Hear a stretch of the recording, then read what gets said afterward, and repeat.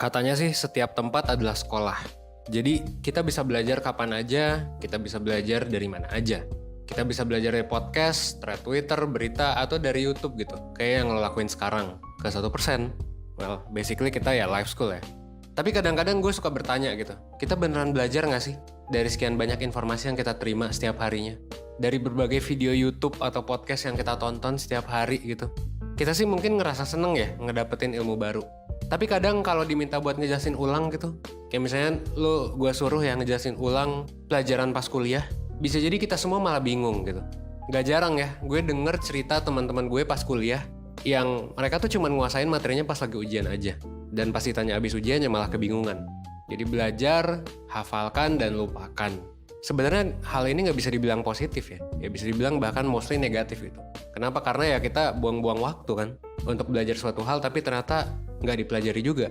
Dan ya kalau lo mengalami ini, ya sebenarnya ini adalah hal yang wajar ya gitu. Meskipun bisa dibilang negatif. Kalau kata Deborah Phillips, peneliti dari Amerika Serikat, dia bilang kalau misalnya hal yang lo alami ini namanya adalah illusion of competence.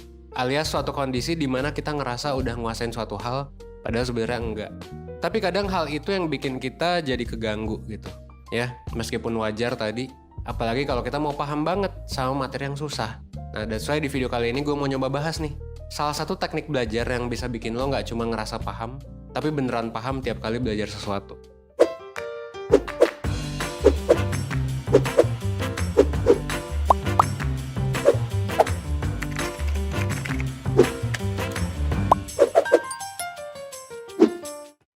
Nah, kayak yang udah gue sampein sebelumnya, illusion of competence itu adalah hal yang umum banget terjadi dalam keseharian kita. Alasannya simpel, karena ada banyak hal yang nggak bisa kita pahami dalam waktu singkat. Bahkan belajar suatu hal dalam jangka waktu panjang pun nggak selamanya benar-benar bisa memastikan kita beneran paham.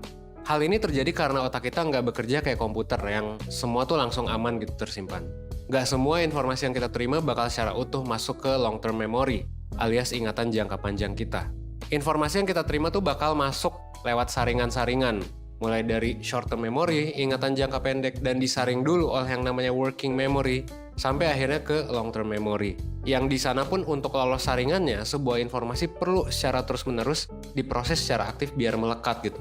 Dan akhirnya masuk ke long term memory. Makanya kita mudah banget ya buat nginget gosip-gosip artis favorit, tapi kita mudah banget lupa sama materi yang dipelajarin di sekolah. Alasannya karena ya memori tentang artis ini ya sering kita latih secara aktif. Coba deh, gosip itu ya setiap hari kita dapetin ya beritanya gitu. Kita cari di Google, kita diskusin sama temen. Bahkan mungkin kita bikin komentar, thread gitu ya, panjang, atau instastory di close friend kita gitu, tentang gosip tersebut. Jadinya mudah banget informasi gosip ini melekat di otak kita. Kalau kita bandingin sama pelajaran di sekolah, kayak misalnya rumus geometri gitu, prinsip ekonomi atau unsur kimia, yang ya cuma kita diskusiin bisa jadi sebelum ulangan doang, ya beda ya.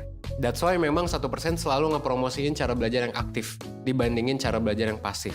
Aktif di sini bukan artinya ngebaca ulang terus-menerus 24/7 gitu. Tapi ngelatih ingatan dengan cara mencoba menjelaskan ulang, atau bisa juga dengan mengelaborasikan ingatan yang kita punya dengan informasi baru yang kita dapat. Terus gimana nih caranya biar cara belajar kita jadi lebih aktif? Well, kita udah pernah bahas beberapa sebenarnya. Salah satunya adalah teknik active recall yang bisa lo cek di video ini. Sekarang kita bakal bahas nih salah satu teknik lagi buat nambah persenjataan lo untuk belajar. Nama tekniknya adalah teknik Feynman. Teknik ini diciptakan oleh Richard Feynman, ilmuwan dan pengajar fisika terkenal. If you don't know him ya, dia tuh asal Amerika yang pernah dapat Nobel Prize. Nah, balik lagi ke teknik Feynman. Jadi menurut Feynman, cara belajar yang terbaik untuk belajar sesuatu adalah dengan nyoba untuk ngajarin hal itu ke orang lain. Kenapa? Karena dengan kita ngajarin ke orang lain, kita bakal ada usaha untuk diri kita sendiri supaya bisa paham. Dan kita harus paham seoke itu biar bisa ngebantu orang lain yang nol banget di sini bisa paham juga. Ada beberapa langkah sebenarnya yang bisa lo lakuin biar teknik Feynman ini bisa lo lakuin. Langkah pertama adalah lo perlu nemuin satu hal apa nih yang pengen lo pahamin gitu ya. Kayak misalnya lo nonton video 100% tentang ini ya, ini yang lo pahamin. Atau misal tentang smart goal setting gitu. Ya udah, lo coba pahamin itu. Langkah keduanya adalah lo tulis ulang apa yang lo tangkep dari materi yang lo pelajari. Lo juga bisa nulis nih sekarang. Dan kalau bisa pakai bahasa yang gampang lo ngerti. Seolah-olah lo ngejelasin materi ini ke temen yang belum pernah dengar materinya sama sekali. Ya sama kayak ngajarin ke anak SD atau SMA lah. Kalau di smart goal setting tadi ya berarti lo bisa nulis tentang smart goal setting tuh apa gitu ya. S tuh apa, M tuh apa, dan sebagainya. Kasih contoh juga. Nah di langkah kedua ini kalau bisa sih lo nggak ngelihat sumber asli materinya. Kenapa? Karena kalau lo cuma ngulang apa yang dibilang sama sumber aslinya, bisa jadi lo belum tentu paham karena cuma nginget doang gitu. Jadi coba bangun pengetahuan itu sendiri, meskipun nanti ya bisa aja di-review ya. Kalau stuck, nah baru lanjut ke langkah ketiga yaitu ngecekin hasil penjelasan lo dengan sumber aslinya. Kira-kira udah tepat belum? Kalau ada yang kurang tepat ya langkah keempatnya adalah revisi gitu. Pastiin lo juga bisa ngerti dengan mudah dan semua rasa penasaran lo terjawab gitu ya. Dan langkah terakhir buat mastiin lo udah menguasai suatu materi adalah lo coba jelasin catatan materinya ke orang lain. Selain buat ngecek pemahaman, hal ini juga ya buat bikin informasinya lebih lama diproses sama otak dan untuk bikin informasinya lebih mungkin buat masuk ke long term memory. Nah sekarang lo udah punya kan teknik buat belajar yang efektif. Lo bisa terapin nih teknik ini ke berbagai hal. Bisa materi sekolah gitu ya, bisa materi kuliah, bisa materi kerja, atau materi kehidupan gitu. Kayak yang kita ajarin sekarang di 1% Indonesian Life School. Contohnya misalnya apa? Mengatasi overthinking, gimana cara dapetin gebetan, dan lain sebagainya gitu. Gue yakin lo harusnya makin lama, harusnya bisa jadi lebih percaya diri untuk belajar hal baru dengan lo belajar hal ini. Dan ya kalau belum percaya diri gak apa-apa juga ya. That's why nama kita 1% kan. Karena kita percaya bahwa ya 1% setiap hari nanti bakal bikin lo berkembang jadi lebih baik gitu. Bakal bikin growth lo tuh eksponensial meskipun gak dalam jangka waktu pendek. Jadi memang butuh proses. Nah ini mungkin pertama kalinya ya lo bener-bener belajar tentang gimana belajar. Dan ini tuh adalah hal yang mungkin gak pernah diajarin di sekolah gitu. Sayangnya tentang cara belajar. Ya makanya memang 1% bikin ini buat lo gitu. Selain masalah cara belajar, banyak juga nih hal yang gak kita pelajarin di sekolah.